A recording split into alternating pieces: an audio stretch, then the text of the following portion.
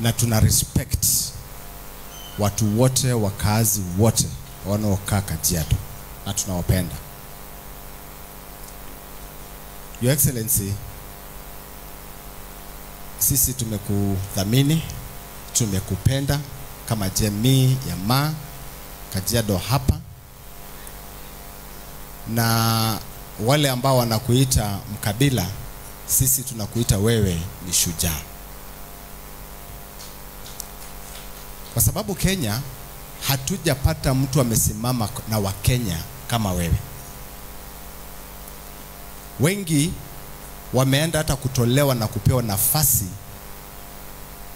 katika serikali na walikuwa wameshindwa, lakini wewe sacrifice kutoka kwa kiti baada ya kuambiwa tutakupatia bilioni 2, tutakupatia pesa ili uresign, ukasema I must be a truthful person, because umekuwa a truthful person.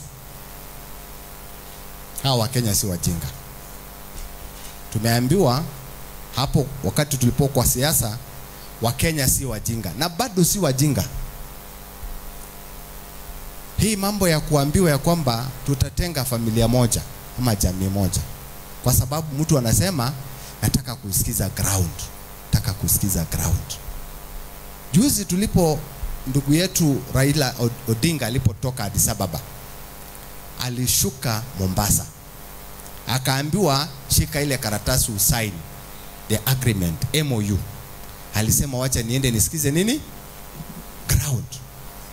Akatoka akaenda wapi? Kwa nini hakusikiza ground kwanza hapo Mombasa? Na hapo Mombasa anasema Mombasa ni yake. Alienda Bondo, akatoka Bondo akakuja Kisumu, kutoka Kisumu akaenda Busia, akaenda Homa Bay.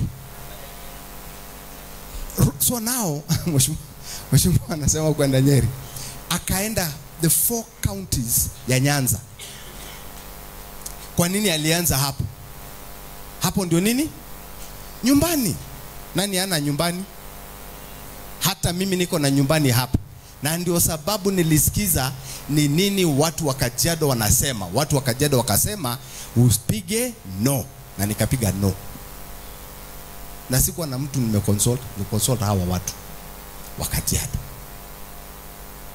So wewe ukiconsult watu wa Mrima na uconsult Kenya, tunasema asante. Na ndugu yetu hakukonsult Kenya yote, aliconsult pande hiyo tu ya Nyanza kidogo, akakuja kidogo, alafu baadaye akaenda KICC straight. So tuache kudanganyana. Lakini kwa sababu tunaongozwa na mtu wa uongo, na neno la Mungu linasema kwamba waongo watafika mbinguni. Natoa uongo? Si ni Biblia? Ama natoa uongo? Waongo hawataona ufalme wa mbinguni. Na mimi ni Mkristo. Pastor Bishop Reverend wetu Lawi anajua. Mimi amenifundisha kwa Sunday school. Waongo watafika, hawataona mbinguni. Na naona ule mtu ataona mbinguni. Nimeshamuona. Hakuna vile kwamba unasema pesa mfukoni na unatoa. Hakuna vile unasema watu watapata afya nzuri, sasa ni taxes kwa afya. Na hizi taxes yenye tunatoa kwa mishahara yetu bado una tax.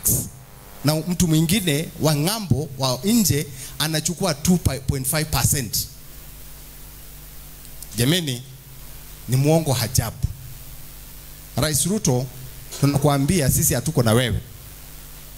Kama Kajiado umetuambia utatupatia Amboseli. Amboseli bado tunangoja 2 years now down the line. Uongo bado tunahesabu. Ndio hii Kitengela umesema utaweka siwa na maji within 2 years. Bado tunangojea. Uongo bado tunasema uongo ya pili ya tatu. Wacha uongo kwa Wakenya. Hata ukiongea namna gani mheshimiwa rais, uongo imedhibiti kwa mawazo yako, kwa akili yako, na sasa hivi tunataka kusema ya kwamba waongo hawatafika mbinguni. Your Excellency, tunasema sisi kama watu wa Kajiado tuko na wewe. Familia ya Wamasai na Wakikuyu na Wakamba na Wakenya wengine, maana tumewapatia hapa Kajiado. Wakisii wamejaa hapa, Wabaluya wamejaa hapa. Tumekaa na wao vizuri na bado tutakaa na wao vizuri, lakini kura Kasongo hapati na Kajiado hapati.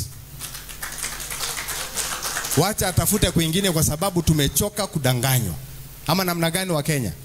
Yes. Mimi nataka kumalizia hapo niseme ile kitu sasa wewe unatukosea, Your Excellency, ni ipati. Wewe lete ipati mara moja tumalizana na hii maneno. Hiyo tu maneno ndio unanikosea. Sasa mimi ningekuwa tumemalizana na wewe kitambo, nimeingia ndani kabisa na tumeachana na hii wanaume. Kwa sababu sasa hii maneno namna gani? Lete hii mambo ya hii party, tuwaambia watu waingie, sisi tungoje nafasi yetu tuingie wote, basi tumalizana. Ndio atasikia uchungu kabisa. Mimi najua you have an answer to this. Mheshimiwa Medhu, kijana wetu mzuri, tunakupenda sana.